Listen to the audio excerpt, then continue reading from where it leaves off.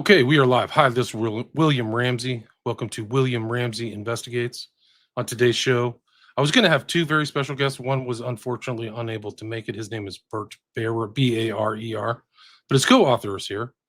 And if you're watching this on my YouTube channels, X, Rumble, Rockfin, you'll see the title of his new book. It takes place in California. We're both in California. Title of the new book is Where Murder Lies, Death and Deception in West Hollywood. And the author's name is Frank C. Girardot Jr. His last name is spelled Girardot. This is not his first book. He's worked on 3 different books with Bert, but he's also written some other ones. Other titles, I haven't read the books, but I'm familiar with the story. One is called Becoming Clark Rockefeller, Murder, Love, Deception, and the Con Man Behind It All, which is an incredible story. Maybe you can talk about that. But also he's written A Taste for Murder. That seems to be his best-selling book, his most popular book, according to what's on Amazon. Also, he's done Betrayal in Blue, the shocking memoir of the scandal that rocked the NYPD. Another is Burn, Pyromania, Murder, and Daughter's Nightmare. So he is a true crime author, according to his bio. He's been called the demon dog of true crime by none other than Black Dahlia author James Ellroy. Wow. Praise for his writing come from authors as varied as Walter Kern and Michael Fleeman. I've named some of the books that I said. He has an ability to interview complicated characters like drug kingpin Adam Diaz, the German imposter I mentioned earlier, Christian Gerhardsreiter, who was maybe you can talk more about that, but he presented himself as a member of the Rockefeller clan, serial arsonist John Orr, and other people. His career in journalism began as a copy boy with the now defunct Los Angeles Herald-Examiner. As a reporter, he covered stories as fascinating as the O.J. Simpson murder trial and as complex as the mistaken gang execution of 3 trick-or-treaters on Halloween 1993 in the Los Angeles area. And he also wrote a weekly column for the 2016 election for the Hill. That must have been interesting. But again, Bert wasn't able to be here, but Frank is going to take the helm. Again, his name is Frank Girardot. So Frank, welcome to the show. Well, William, thanks for having me. And that introduction makes me seem like I'm an old fossil, but I appreciate it. You're in the right spot. So all my listeners are kind of my age, mid-50s. But you've written other books, like this one story about the Rockefeller, in addition to this most recent book you've written.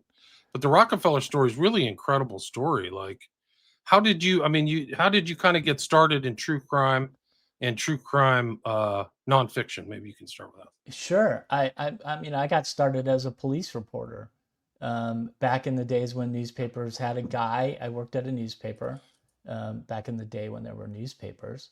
And newspapers had a guy who would, work at night, listen to the scanner, and understand the different codes and stuff that were happening on the scanner, and visit crime scenes, talk to cops, and then take whatever information I was able to get and distill it into something that told people what was happening.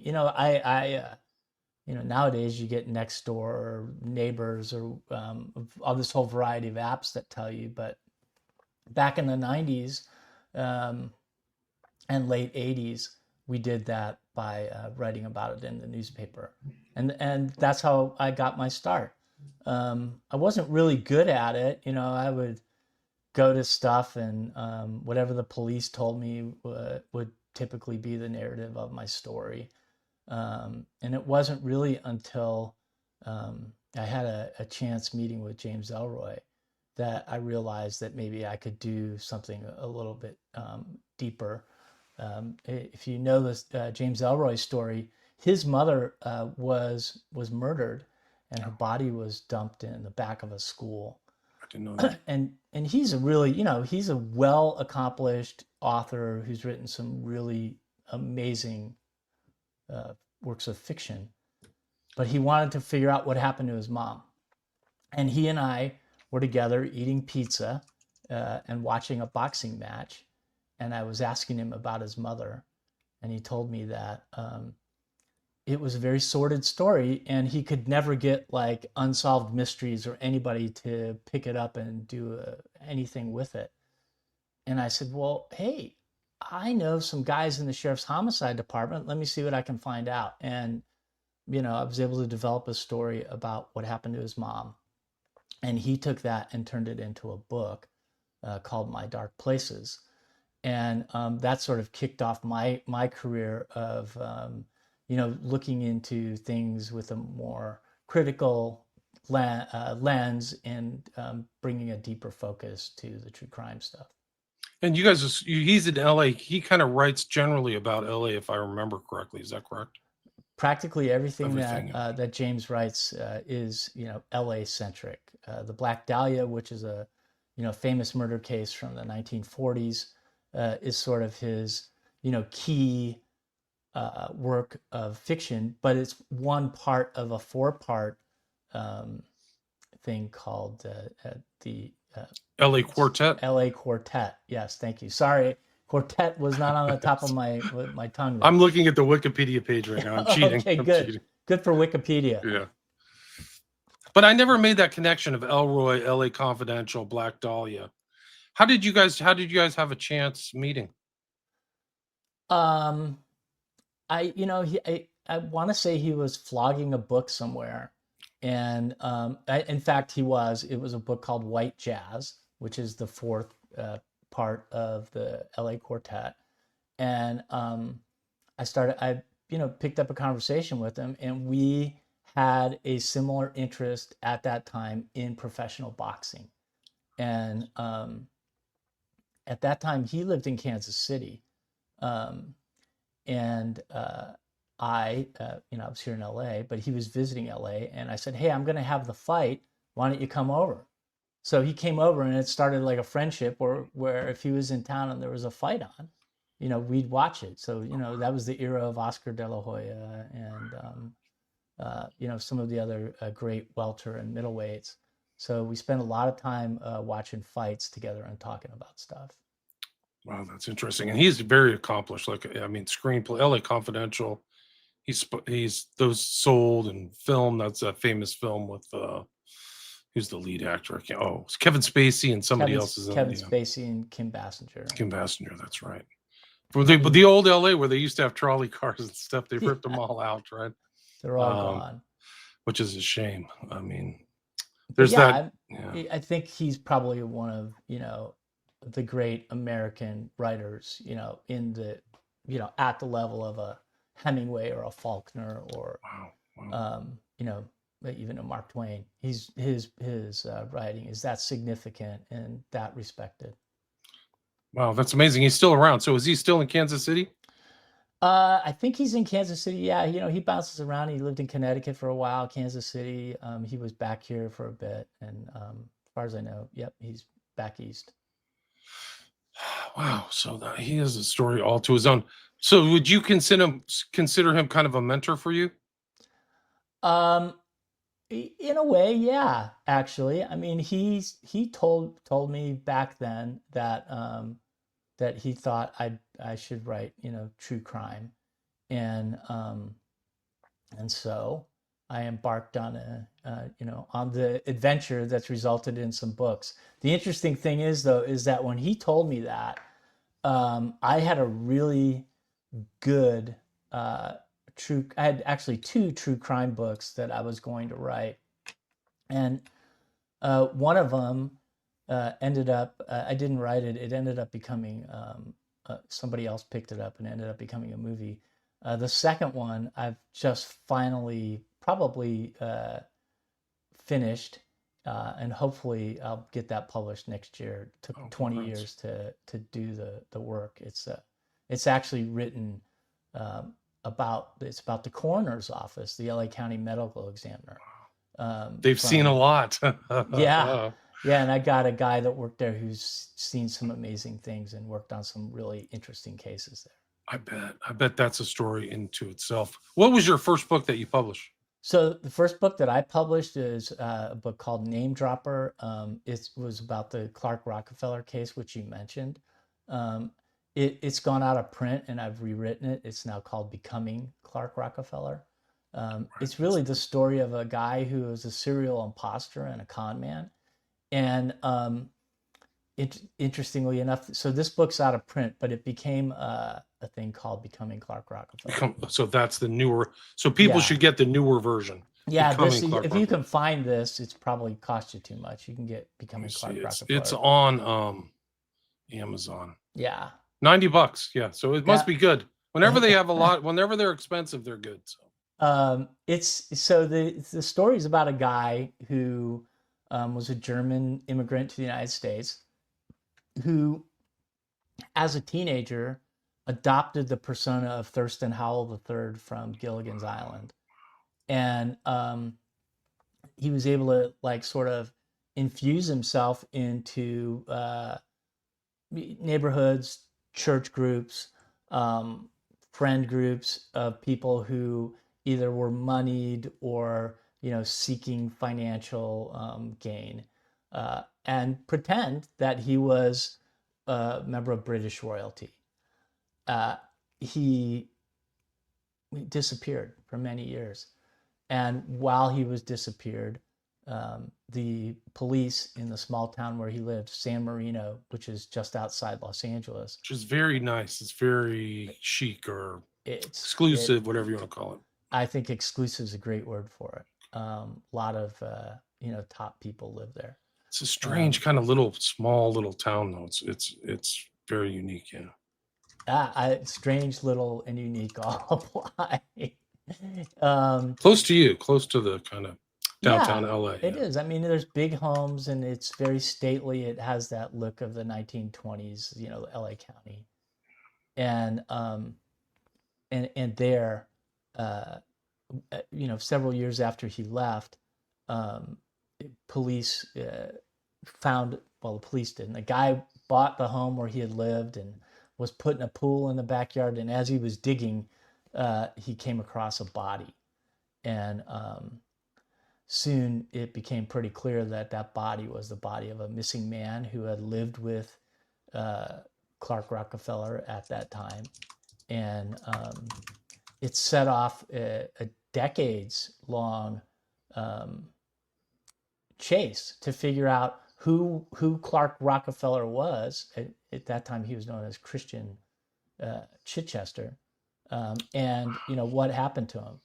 And it goes down all these rabbit holes. I mean, he was a stock trader at one time in Right. Greenwich, where he was able to get a job by using the social security number of the son of Sam. Wow. So Berkowitz. he had Berkowitz's. I didn't know that. SSN. Wow. Yeah, and he, slyly married a very wealthy woman, and was able to, use her money to continue his con. Um, Together, they bought a home in Cornish, New Hampshire, and put a bid in for a church there, all to sort of establish his bona fides. Um, and when she realized that he was a fraud, uh, it was only because the internet had become ubiquitous, and she began researching some of the stories that he told her, and she began to realize that whatever he was saying was a lie. So she divorced him, and he engaged in parental kidnapping and was exposed, and then finally brought back to California to stand trial for. He was brought back to California in 2008 to stand trial for the murder that took place in 1985. Wow. So So it's was that quite, long? it's a decades, many decades long is the tale. And the book, Becoming Clark Rockefeller, which you can see there, tells that story. And, I think one of the things that sets it apart from a lot of other, true crime books of this nature is that, I talked to him extensively after his arrest, and, uh, and got some of his, input in there. Obviously, none of it's truthful, but um, his voice is in the book, as are the voices of, the family members who lost their loved ones due to their association with him. What was his motive? He came from kind of a middle class background in Germany, right? So like, he just did it like. I mean, Yeah, I think he. so. The motive, I think, is complicated. it, the man that he killed and the man's wife that he probably killed were stood to inherit, a tidy sum, and I think that it was his intent to get at that inheritance, maybe even by becoming the man that he killed. Uh, but his plan fell apart, and he went on the run, and he was a fugitive. Um, so crazy. We talked about unsolved mysteries earlier with James Elroy. This case in the 90s was profiled on Unsolved Mysteries, and people who had good reason to suspect that maybe they knew this guy, didn't call in or didn't watch it or anything. And he was able to elude authorities for another 13 or 14 years. That's amazing. That's back when TV was king, like this guy was doing. Yeah. It's really an incredible story. Yeah. And I thought there was some art fraud involved or some art deal. Oh, there's art fraud. Yeah. It touches a lot. When you get up into that level of fraud, and you're, pretending to be British royalty, or American royalty as a Rockefeller, you get access to a lot of things, including modern art. And when police dipped into his storage area, where he had this really nice storage room, they found a lot of fraudulent art. And I mean, without going down this whole rabbit hole, the Knoedler Gallery in New York, which was an old time gallery from the days of Alexander Hamilton, went under about 2008 because they were dealing in fraudulent art. And he was a frequent visitor to that gallery. So, who knows where all the tentacles of this fraudulent story go, but they definitely went to murder, and Becoming Clark Rockefeller really digs into the murder and the damage to families in the community. Right. I vaguely remember like he buried this guy like 20 feet deep or something in his backyard. Yeah. Super Yeah. deep or something like that. Yeah. Yeah, it buried him deep enough that it took a backhoe to dig him out. And then the woman, like the wife, has just never been found. Did you find him to be truthful? Was he trying to confess to you, or do you think he was still lying? I don't think he was truthful about anything, Yeah. ever. He told me he told me a story about uh, his home in New Hampshire, and how he had all these rare models of Oldsmobile cars parked in the basement, like he was doing a car museum. And for a minute, as he was telling me this, I was taking notes, and very fascinated that he was able to do this. And then right in that moment, I thought to myself, this is a con. He's telling me a lie to divert me from asking him about, the things that I really want to ask. So I he do think he's like Verbal Kint from you know, what is it? What's that movie about the guys?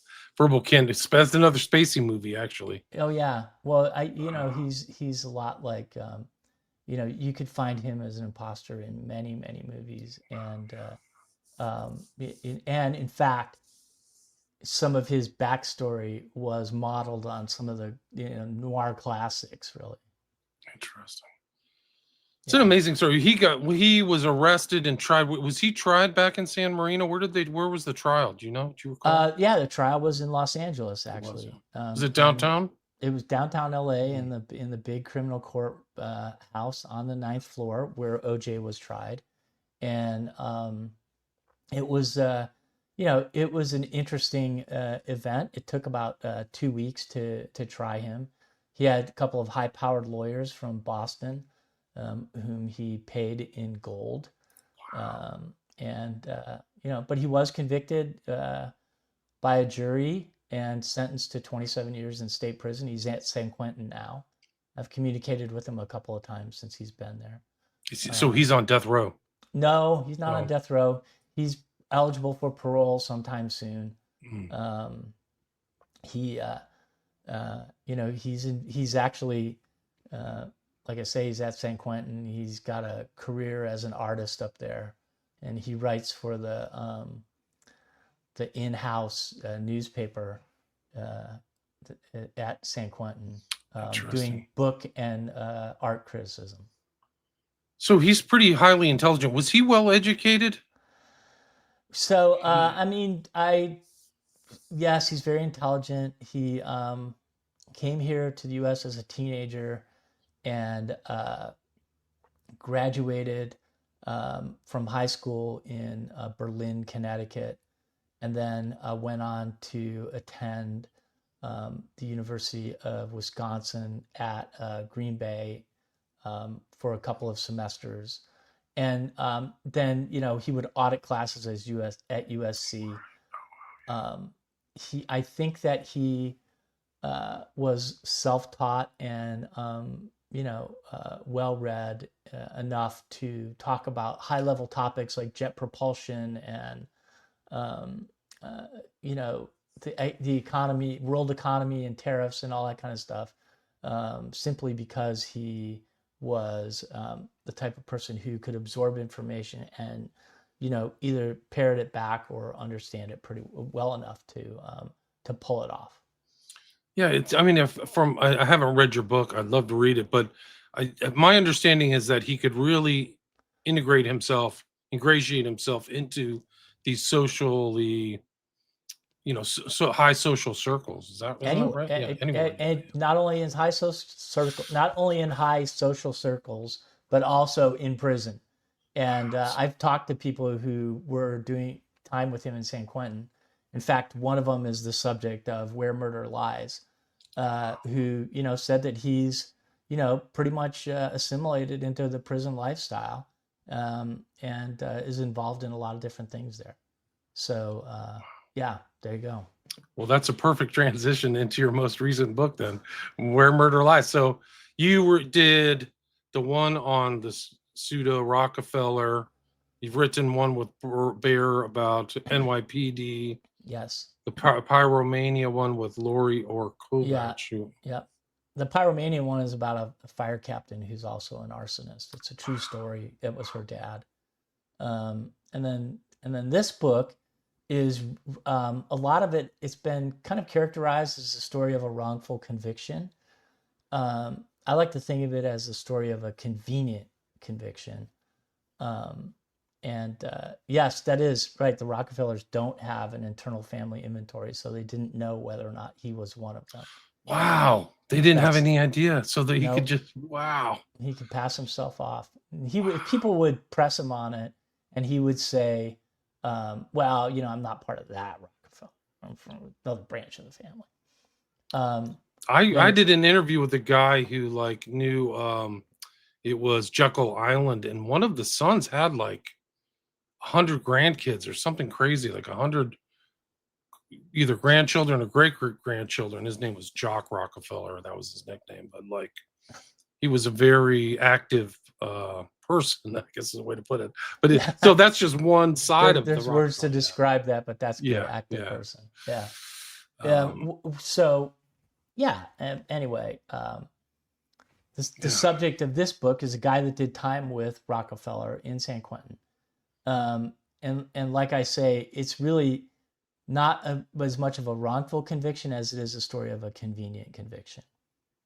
The subject of this book, his name is Jimmy Kittless, and he's a kid who grew up in Riverside County, in an abusive household, and as a teenager decided to leave, and when he's kicked out of a program in Lake Elsinore, he was put on a bus and sent to Hollywood. And he's living in a Hollywood homeless shelter, and realizes that he's pretty much unprepared for the fast way that Hollywood operates. And he meets a guy who he finds out is a member of the Russian mob. And Jimmy decides that he wants to, apprentice essentially with this Russian mobster. And so he does. And the apprenticeship really involves all the kinds of things that you might imagine Russian mobsters involved in fraud do.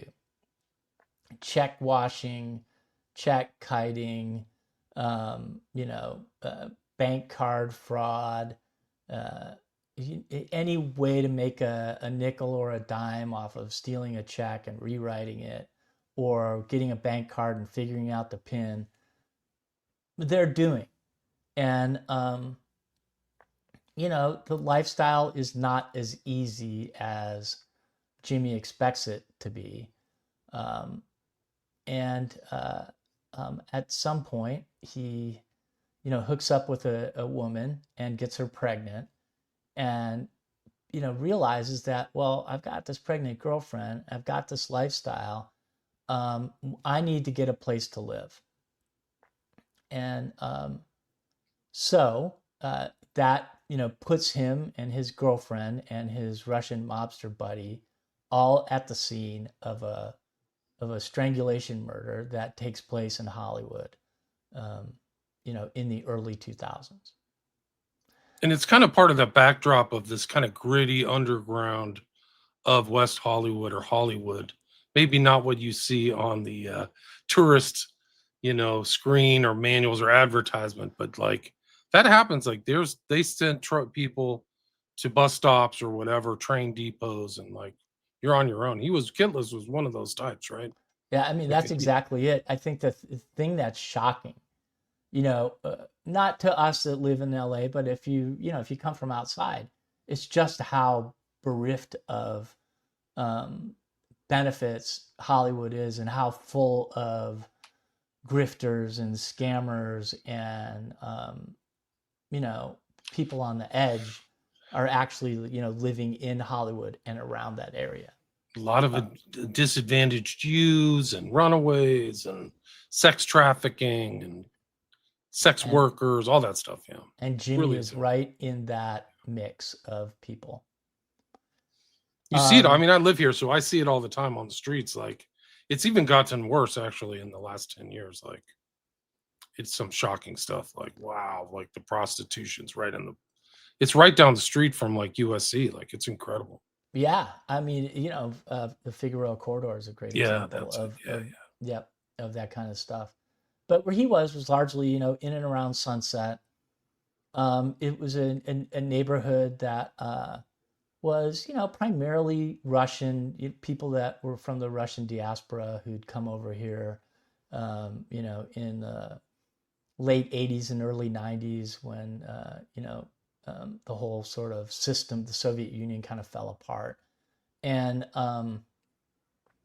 the guy that he hooked up with had an uncle who was pretty high up and well respected in the Russian mob. In fact, he'd been involved with the Russian mob uh, in the 80s in New York City and Brighton Beach, which was a, you know, a hotbed of Russian mob activity. And you know, just as there's big names in the Italian mob, there are big names in the Russian mob. And um, Meyer Idev, the uncle, was, you know, directly involved with those guys. Um, in the late 80s and early 90s, the Russians and the Italians mobs figured out how to scam gas tax. And back then, you could buy large volumes of gasoline and and put it in the ground at a gas station and sell it and not pay tax on it. And so what the Russians would do is they would buy gas, they'd open up a gas station or they'd take over a gas station, they would sell it at, you know, penny less than the guy across the street, but pocket the federal excise tax, go out of business and start over again, and the feds could never catch up to them. And it was a multi-million, if not $1 billion scheme. So when Meyer first came to LA, he was arrested for his suspected involvement in a scheme that did just that. Uh, Took large volumes of gasoline, actually from airports like LAX and the El Segundo private airport, um, because that gas was like higher octane, not taxed. You could move it around. They would take over gas stations. they'd sell this gas again for a penny less than what anybody else was charging. They'd collect the money, not pay the gas tax, pocket it, and became pretty wealthy doing that. Tens of millions. Michael Francis, who's like in this kind of alt media now, didn't used to be, but that was his big money making scam. He said they brought in tens of millions of dollars a year. And Michael Francisi taught Meyer Itev how to There you do go. this scheme. And Makes Michael perfect sense. Francisi will, he's in our book, and Oh, well, I didn't know. and talks a little bit about how he figured it out and how they taught the Russians how to do it, and how this gas tax theft created a great deal of tension between the five families in New York. But one of the things we learned about the Russian mob is that they don't have a sort of commission or any kind of oversight. They just operate. They do have a hierarchy, though, much like the Italian mafia, too, though, right? There is a hierarchy, and Meyer is right, or was, pretty close to the top. And his nephew, Mike, who is involved with Jimmy, is an affiliate or a low level guy involved with the mob. Right. So Mike was the younger guy. He's kind of looking for kind of street people to help him in his kind of underworld kind of activities, right? Like that's kind of that's how he found Jimmy Kittless too, right? Yeah, they were going to be the fronts for the check kiting and stuff like that. Yeah, and he needed, like, if you're the guy that's washing the checks and changing the amounts, you still need somebody to run to the bank, So Jimmy was kind of the runner. You send him to a bank in Manhattan Beach one day, and then a bank in El Segundo the next, and a bank in Pasadena on the third day, and that's what they would do, and that's how they $500-600 a day, just on bad checks, sometimes more. But the thing is that more often than not, people were suspicious, and they would call the police, and the police would catch up with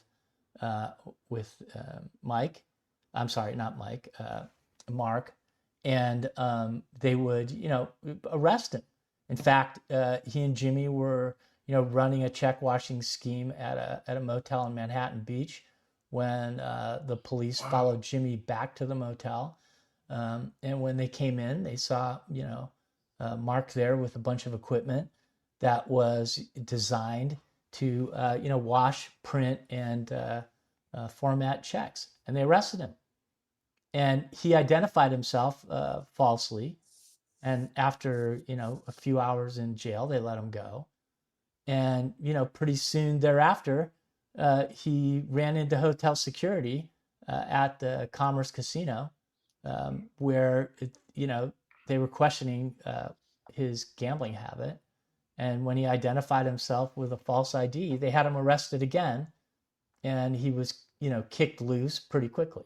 So what developed, I think, superficially, is you can see that this guy's probably an informant of some kind, and that's why he's getting arrested and released pretty quickly. Right. That's usually a tell. And that you write in your book, that part, for people who don't know, that LA, that corridor is a notorious corridor for corruption and gambling and like seedy activity. And it's even portrayed, I think, fairly accurately in the True Detective series. I think it's the second one where they like have a fake city name, but there's all kinds of kickbacks and corruption and all kinds of stuff like that, right?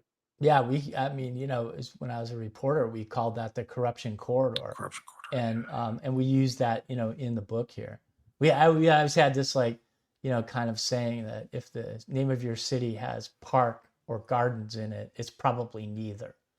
And a lot of those communities down in that area are, parks and gardens.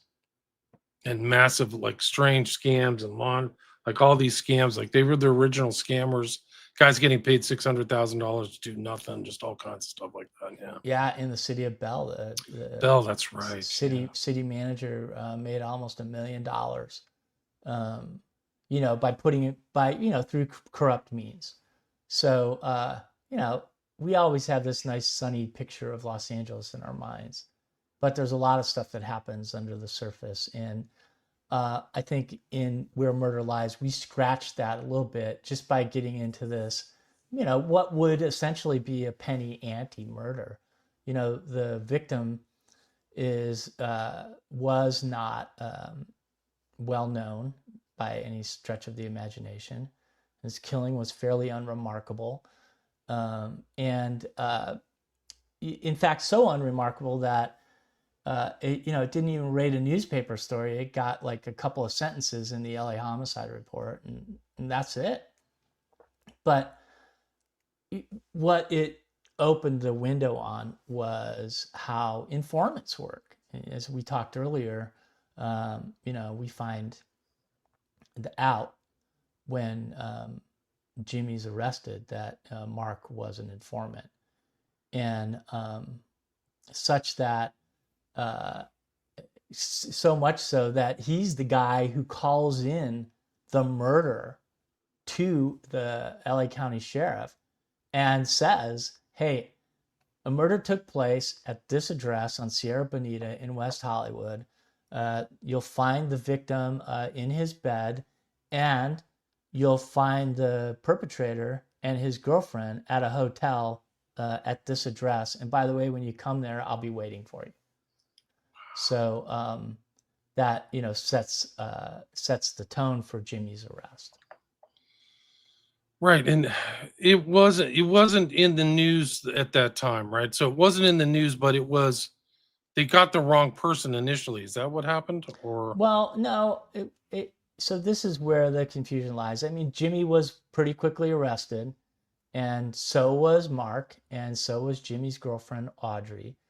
And during the course of the interrogation, police told Jimmy that they were going to arrest his girlfriend, who's pregnant with his child, charge her with this murder, and seek the death penalty. And at that point, Jimmy's like, well, I don't want that to happen. I did it, he says. And he's tried with committing the murder, and Mark is tried with committing the murder. And at trial, when Jimmy asks the court if they can tell the jury that Mark is a informant for the FBI, the DEA, and the Pasadena Police Department, that request is denied. So the jury never hears that that Mark is an informant. But here's the kicker, and here's what you'll find in this book, is that the reason that he was an informant, especially on this case, was because he had an ulterior motive. His handlers told him that if he could inform on a crime of sufficient gravity, that they would find a way to release his uncle, Meyer, who was in custody at that time, from jail. So the information exchange was actually a trade-off to free, the big guy in the mob. And researching this book took a long time. We actually started on it in 2019. And the reason is because we wanted to figure out why Meyer was in custody. And what we uncovered was this wild scam to steal gold and launder money and sell MDMA, and even potentially getting involved in the murder of an LA Times reporter who was writing stuff about Steven Seagal that he didn't like. So as somebody said here in the comments, the city of fallen angels, it really is. And I can't agree with that more. We're sort of like, chronicling that. And, you get, sorry, go ahead. Well, I was just going to say, you talk about other mobsters up on Sunset and things like that. Mickey Cohen payoffs, and everybody, the cops aren't really clean, and it's a James Ellroy novel. Yeah, come to life, really is. Yeah. Yeah, it's, and nobody in here is um anybody really prominent. I mean, Jimmy was convicted. Mark wasn't. Jimmy went to San Quentin, and just recently was paroled. Um, you know, uh, and he works at a homeless shelter in San Francisco now. Um, where all kinds of other stories, I'm sure, are making themselves apparent to him. But this is what I think you find in these pages is a real LA tale, of stuff that's bubbling up under the surface. That's you know I think part of our day-to-day lives, whether we choose to acknowledge it or not. Yeah, if you live here, Skid Row, uh, teens, like, oh, I mean, sex trafficking is under the surface. Like, they didn't used to have it here, but like even at the Whole Foods that I go to, they have little placards like report sex trafficking. Like, that's how much common it is now. And It's it's become unbelievable. ubiquitous. It's Really. ubiquitous, yeah. Yeah, but It makes more money than drugs. Oh, heck yeah. And these guys are all involved in that. All the, every one of those things, drugs, prostitution, gambling, human trafficking, forgery, extortion, this is, that's underlying the surface of this book.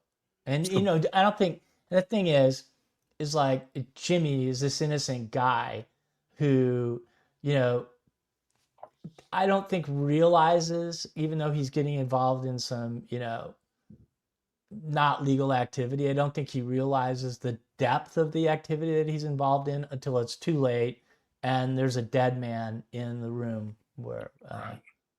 yeah. Yeah, but I mean, when you're in that lifestyle, these things, like, it shouldn't be that much of a surprise. I mean, in the background of LA corruption, which is like everywhere, it's really corrupt. I mean, Yeah. there's all kinds of corruption now, all over the country actually, but LA's it's always been something else. I mean, It's right even on going top. back to this story is the Clark Rockefeller, and here's the blurb by James Ellroy. Calls you the pit bull crime reporter. Other crime reporters wish they were. So that's a high compliment. Yeah, So I people, take that to heart. yeah, cool. We are at the 45-minute mark. Is there anything you'd like to add, Frank? Anything I missed? No, I mean, I think we covered it. I really appreciate, being able to do the show with you and hopefully reach, some of your guests. If you want to, I'm on social media. I'm pretty active. So if you want to find me there, you just look up my name and I'll pop up. Yeah, it's Frank And C. Girardot, Girardot Jr., right? yes, So that's me. you're on Facebook, Instagram. That's where people can find you. You can find me on Twitter. Twitter. I'm not as active there as I used to be, but I still tweet a little bit. And your books are all on Amazon too. Like this one's on Amazon, right? Yes, you can buy my books on Amazon. You can buy them at Barnes and Noble. If you're in Massachusetts, you can get them at the Harvard Bookstore and other independent places like Vroman's in Pasadena. Right, Vroman's Pasadena. That's a good one. And you've got the Kindle, audio, hardcover, and paperback of this most recent book.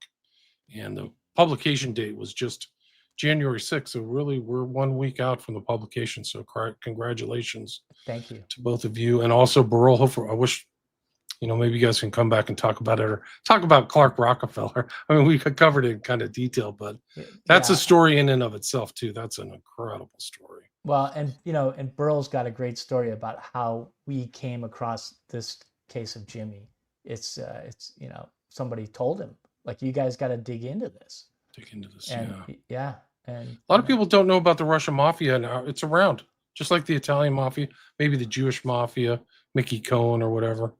But like the payoffs, you wonder. Yeah, I don't know. Yeah, I think that it's an industry town. Yeah. Rabbit hole is a good way to put it. Anyway, so it's the author today is Frank C. Girardot Jr. And the title of the new book, people check it out, Where Murder Lies, Death and Deception in West Hollywood. There's a lot of deception in Hollywood in general and in West Hollywood.